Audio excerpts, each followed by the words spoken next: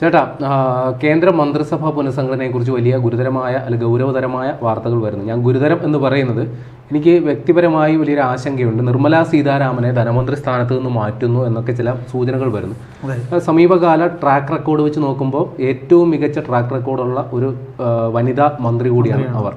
പിന്നെ ചില വിവാദങ്ങൾ സമീപകാലത്തുണ്ടായി, പ്രത്യേകിച്ച് നീറ്റ് പരീക്ഷയുമായി ബന്ധപ്പെട്ട് വിദ്യാഭ്യാസ മന്ത്രി ധർമ്മേന്ദ്ര പ്രധാനെ നീക്കണമെന്നുള്ളതാണ് ഈ പാർട്ടി പാർട്ടിയുടെ അടക്കം വലിയ ആവശ്യം.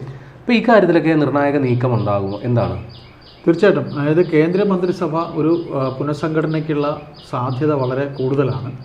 അതിൽ ആദ്യം പറഞ്ഞ നിർമ്മലാ സീതാരാമൻ്റെ കാര്യത്തിലാണെങ്കിൽ നിർമ്മലാ സീതാരാമനെ ധനകാര്യ വകുപ്പ് അത് അവരുടെ കയ്യിൽ നിന്ന് മാറ്റിയിട്ട് അവർക്ക് മാനവ വിഭവശേഷി വകുപ്പ് കൊടുക്കാനുള്ള സാധ്യതയുണ്ട് എന്നാണ് മുഖ്യധാര മാധ്യമങ്ങളിലൂടെയൊക്കെ നമുക്ക് അറിയാൻ കഴിയുന്നത്. അതായത് ഈ പറയുന്ന രീതിയിൽ ഇവരെ മാറ്റിക്കഴിഞ്ഞാൽ ശക്തികാന്ത് ദാസ് എന്ന് പറഞ്ഞിട്ട് നമ്മുടെ പ്രധാനമന്ത്രി നരേന്ദ്രമോദിയുടെ മുൻ പ്രിൻസിപ്പൽ സെക്രട്ടറി ആയിരുന്നു അദ്ദേഹം. ഈ പ്രിൻസിപ്പൽ സെക്രട്ടറിയെയാണ് പുതിയതായിട്ട് ധനകാര്യമന്ത്രിയായി കൊണ്ടുവരാൻ പോകുന്നത്. അദ്ദേഹം റിസർവ് ബാങ്കിന്റെ ഗവർണറുമായിരുന്ന ആളാണ്. അപ്പോൾ അതിന്റെ പണി അറിയാവുന്ന ആളാണ്. പണി അറിയാവുന്ന ആളാണ്. കാര്യം നമുക്കറിയാമല്ലോ, മൻമോഹൻ സിംഗ് നേരത്തെ റിസർവ് ബാങ്ക് ഗവർണർ ആയിരുന്ന ആളാണല്ലോ.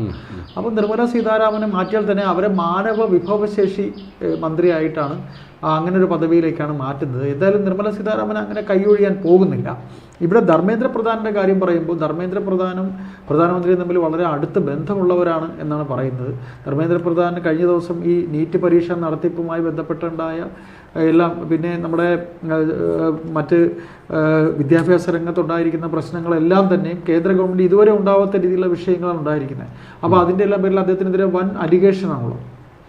CBSE പരീക്ഷ നടത്തിപ്പ് വരെ ഏറ്റവും മോശമായ രീതിയിലാണ് പോയത്. അപ്പോൾ അതിൻ്റെയൊക്കെ ഫലമായിട്ട് ധർമ്മേന്ദ്ര പ്രധാനിന് ഒരു മാറ്റം വേണം, അദ്ദേഹത്തെ മാറ്റണമെന്ന് ഇപ്പോൾ പ്രേം പറഞ്ഞ പോലെ പാർട്ടി തുടങ്ങിയിട്ടുള്ള എല്ലാ പാർട്ടികളും ഇറങ്ങിയിട്ടുണ്ട്. അപ്പോൾ അദ്ദേഹത്തിനൊരു മാറ്റമുണ്ട്. പക്ഷെ അദ്ദേഹത്തിന് ഇനി പ്ലേസ് ചെയ്യുന്നത് ഏത് തരത്തിലേക്കായിരിക്കും എന്നുള്ളതൊരു വലിയ ചോദ്യമാണ്. അപ്പോൾ അദ്ദേഹത്തെ മാറ്റും എന്ന കാര്യം ഉറപ്പാണ്. പിന്നെ നമുക്കറിയാൻ കഴിയുന്നത് ഈ ശിവസേന ഉദ്ധവ് താക്കറെ വിഭാഗത്തിലെ 6 MP വലിച്ചുകൊണ്ടുവന്ന ശ്രീകാന്ത് ഷിൻഡെ എന്ന് പറഞ്ഞൊരു നേതാവുണ്ട്. അദ്ദേഹം കേന്ദ്രമന്ത്രിസഭയിൽ അംഗമാകാൻ സാധ്യതയുണ്ട്. അദ്ദേഹമാണ് ഈ 6 പേരെ അവിടുന്ന് ചൂണ്ടിക്കൊണ്ടിങ്ങി വന്നത് എന്നുള്ളതിൻ്റെ അങ്ങനെ ഈ അവിടെ നിന്ന് ഈ വലിച്ചു കൊണ്ടുവന്നതിൻ്റെ ഒരു സ്നേഹപ്രകടനം വേണമല്ലോ. അങ്ങനെ ഷിൻഡെ വിഭാഗത്തിൽ നിന്ന് അദ്ദേഹത്തിന് ഒരു മന്ത്രിയാക്കാനുള്ള സാധ്യതയുണ്ട്. പിന്നെ മറ്റൊന്ന് കേൾക്കുന്നത് ആം ആദ്മി പാർട്ടിയുടെ നേതാവായിട്ടുള്ള രാഘവ് ചദ്ധയെ പിന്നെ മന്ത്രിയാക്കാനുള്ള സാധ്യതയുണ്ട്. രാഘവ് ചദ്ധയെ ആക്കാന്ന് പറഞ്ഞാൽ ഇപ്പോൾ പഞ്ചാബ് ഇലക്ഷനൊക്കെ വരാൻ പോവുകയാണല്ലോ. അപ്പോൾ പഞ്ചാബ് ഇലക്ഷനൊക്കെ വരുമ്പോഴത്തേക്ക് അദ്ദേഹം അവിടുന്ന് കൂടെയുള്ള ഒരു രാജ്യസഭാ അംഗം കൂടെ അല്ലേ. അപ്പോൾ അദ്ദേഹത്തിനെ മിക്കവാറും മന്ത്രിയാക്കാനുള്ള സാധ്യതയുണ്ട്. പിന്നെ അതുപോലെ അനുരാഗ് താക്കൂർ നേരത്തെ മന്ത്രിസഭയിൽ നിന്ന് പോയ ആളാണ്. അദ്ദേഹത്തിനെ തിരികെ കൊണ്ടുവരും എന്ന് പറയുന്നുണ്ട്. പിന്നെ അതുപോലെ പങ്കജ് ചൗധരിയെ തിരികെ കൊണ്ടുവരും എന്ന് പറയുന്നുണ്ട്. ഇതൊക്കെ പറയുമ്പോഴും കേരളത്തിൽ നിന്ന് നേതാക്കളുടെ പേരുകൾ ഉയർന്നു കേട്ടിരുന്നു. കെ സുരേന്ദ്രൻ്റെ പേര് കേട്ടിരുന്നു. അതുപോലെ തന്നെ സദാനന്ദൻ മാസ്റ്ററുടെ പേര് കേട്ടിരുന്നു. സുരേഷ് ഗോപിയെ മാറ്റാൻ പോകുന്നു എന്ന് പറഞ്ഞു. പക്ഷേ സുരേഷ് ഗോപിയെ മാറ്റാൻ സാധ്യതയില്ല. തെരഞ്ഞെടുക്കപ്പെട്ട MP ആയതുകൊണ്ട് അദ്ദേഹത്തിനെ മാറ്റത്തില്ല. ജോർജ് കുര്യൻ രാജിവെച്ചു. അപ്പോൾ ഇങ്ങനെയൊക്കെയുള്ളത് കേരളത്തിൽ നിന്നുള്ള പേരുകൾ കേട്ടിരുന്നത് ഇപ്പോൾ ഒന്നും പുറത്തു വരുന്നില്ല. എന്നാൽ ചിലപ്പോൾ സുരേന്ദ്രൻ ഒരു നറുക്ക് വീഴാനുള്ള സാധ്യതയുണ്ട് എന്ന് പറയുന്നുണ്ട്. അപ്പോൾ ഏതായാലും ഈ പറയുന്ന പോലെ വേറെയും പേരുകൾ കേൾക്കുന്നത് ഏതായാലും അടുത്ത തിങ്കളാഴ്ചയോടുകൂടി തന്നെ മന്ത്രിസഭാ വികസനമാണ്. കാര്യം പ്രധാനമന്ത്രി ഇപ്പോൾ ഒരു വിദേശ പര്യടനത്തിന് അദ്ദേഹം പോവുകയാണ്. പോയിട്ട് അദ്ദേഹം വന്ന ഉടൻ തന്നെ അതുണ്ടാവും. അമിത്ഷാ ഏതാണ്ട് രാഷ്ട്രപതിയുമായി ഇതിനിങ്ങനെ മന്ത്രിസഭാ വികസനത്തിൻ്റെ ആദ്യഘട്ട ചർച്ചകൾ നടത്തിയതായിട്ട് പറയുന്നുണ്ട്. അപ്പോൾ ആ ചർച്ചകൾ പൂർത്തിയായ സ്ഥിതിക്ക് തീർച്ചയായിട്ടും പ്രധാനമന്ത്രിയുടെ വിദേശ പര്യടനം കഴിഞ്ഞ് അദ്ദേഹം വന്ന ഉടൻ തന്നെ ഇത്തരത്തിൽ മാറ്റം. ഈ മന്ത്രിസഭാ പുനഃസംഘടന ഈ ഓരോരുത്തരുടെ ഈ പെർഫോമൻസ് അപ്രൈസിൽ പരിഗണിച്ചിട്ടുള്ള ഈ കാര്യശേഷി കുറവും കൂടുതലും പരിഗണിച്ചിട്ടുള്ള പുനഃസംഘടനയാണോ, അതോ കൃത്യമായ രാഷ്ട്രീയ ലക്ഷ്യങ്ങൾ വെച്ചുകൊണ്ടുള്ള പുനഃസംഘടന? ഞാൻ ചോദിക്കാൻ കാരണം, ഇപ്പോൾ നമ്മുടെ ശിവസേനയുടെ കാര്യവും പറഞ്ഞ് ആം ആദ്മി പാർട്ടിയിൽ നിന്ന് വന്നവരുടെയൊക്കെ കാര്യം പറഞ്ഞു. അപ്പോൾ അവരെയൊക്കെ ഉൾക്കൊള്ളിച്ചുകൊണ്ട് കൃത്യമായ ഒരു രാഷ്ട്രീയമായിട്ടുള്ള ഒരു മുന്നേറ്റത്തിൻ്റെ ഭാഗമായിട്ടുള്ള പുനഃസംഘടനയാണോ, അതോ അല്ല ഇത് കൃത്യമായ രാഷ്ട്രീയമായിട്ടുള്ള ഒരു പുനഃസംഘടന തന്നെയാണ്? കാര്യം സംസ്ഥാനങ്ങളിലെ തിരഞ്ഞെടുപ്പുകളൊക്കെ വരുന്നുണ്ട്. ഇപ്പോൾ ഉത്തർപ്രദേശിലെ തിരഞ്ഞെടുപ്പ് വരുന്നുണ്ട്, പഞ്ചാബിലെ തിരഞ്ഞെടുപ്പ് വരുന്നുണ്ട്. അപ്പോൾ അവിടെ എല്ലാം തന്നെ ഏത് തരത്തിൽ ഈ മന്ത്രിസഭാ വികസനത്തിലൂടെ അവിടെയുള്ളവരുടെ പ്രാതിനിധ്യം കൂടെയൊക്കെ നോക്കണമല്ലോ. അപ്പോൾ അങ്ങനെയൊക്കെ കൂടെ നോക്കിയിട്ടാണ് നോക്കുന്നത്. പിന്നെ അതുപോലെ ഹർദീപ് സിംഗ് പുരി, അദ്ദേഹം പെട്രോളിയം മന്ത്രിയാണ്. ഈ പെട്രോളിയം മന്ത്രി ഹർദീപ് സിംഗ് പുരിയെ മാറ്റാൻ പോകുന്നു എന്നൊരു വാർത്തയുണ്ട്. അദ്ദേഹത്തിനെതിരെ വേറെ ആരോപണങ്ങളൊക്കെ നേരത്തെ ഉണ്ടായിരുന്നല്ലോ. കേസുമായി ബന്ധപ്പെട്ടൊക്കെ അദ്ദേഹത്തിന്റെ പേര് അതെ. പക്ഷേ എങ്കിൽ അദ്ദേഹത്തിനെ മാറ്റാൻ പോകുന്നു എന്ന് പറയുന്നുണ്ട്. അപ്പോൾ ഇതിൽ ഏറ്റവും വേറൊരു പ്രത്യേകത എന്ന് പറയുന്നത് നിർമ്മല സീതാരാമനെ വിദ്യാഭ്യാസ മന്ത്രിയാക്കും എന്നാണ് പറയുന്നത്. നിർമ്മല സീതാരാമനെ ധനകാര്യ മന്ത്രി സ്ഥാനത്ത് നിന്ന് മാറ്റിയിട്ട് അവരെ വിദ്യാഭ്യാസ മന്ത്രിയാക്കി കൊണ്ടുവരും എന്നൊരു വാർത്തയും കൂടെ കേൾക്കുന്നുണ്ട്. നിർമ്മല സീതാരാമൻ തിരഞ്ഞെടുക്കപ്പെട്ട MP അല്ല, അവർ രാജ്യസഭയിൽ ഉള്ള ഒരു MP ആണ്. അപ്പോൾ അങ്ങനെ ഒരു സംഭവം കൂടെ ഉണ്ട്. ഏതായാലും നിർമ്മല സീതാരാമനെ മാറ്റി ശക്തികാന്ത് ദാസ് എന്ന് പറയുന്ന മുൻ റിസർവ് ബാങ്ക് ഗവർണറെ കൊണ്ടുവരുമ്പോൾ അതൊരു വലിയ മാറ്റം തന്നെയാകാൻ സാധ്യത. അദ്ദേഹം വളരെ എഫിഷ്യൻ്റ് ആയിട്ടുള്ളൊരു ഉദ്യോഗസ്ഥൻ കൂടി ആയിരുന്നു. പിന്നെ പ്രധാനമന്ത്രിയുടെ അഡീഷണൽ പ്രൈവറ്റ് സെക്രട്ടറി പദവിയിലിരുന്ന ഒരാളാണ്. അഡീഷണൽ പ്രൈവറ്റ് സെക്രട്ടറി, അതെ, പ്രധാനമന്ത്രി പ്രിൻസിപ്പൽ സെക്രട്ടറി പദവിയിലിരുന്ന ആളാണ്. അപ്പോൾ ഏതായാലും നിർമ്മല സീതാരാമൻ വിദ്യാഭ്യാസ മന്ത്രിയാവുകയാണെങ്കിൽ അതും ഒരു നല്ല കാര്യമാണ്.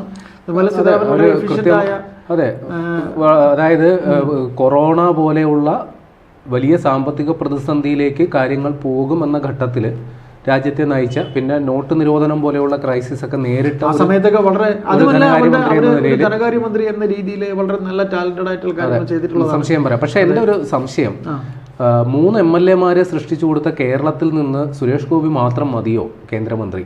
ജോർജ് കുര്യൻ പോയാൽ പകരം ഒരു ജോർജ് കുര്യൻ അത്യാവശ്യമല്ലേ? അല്ല, തീർച്ചയായിട്ടും സദാനന്ദ മാസ്റ്റർ പേര് കേൾക്കുന്നുണ്ട്. പിന്നെ അതുപോലെ ഞാൻ ചോദിച്ച ചോദ്യം ചേട്ടൻ കേട്ടില്ല.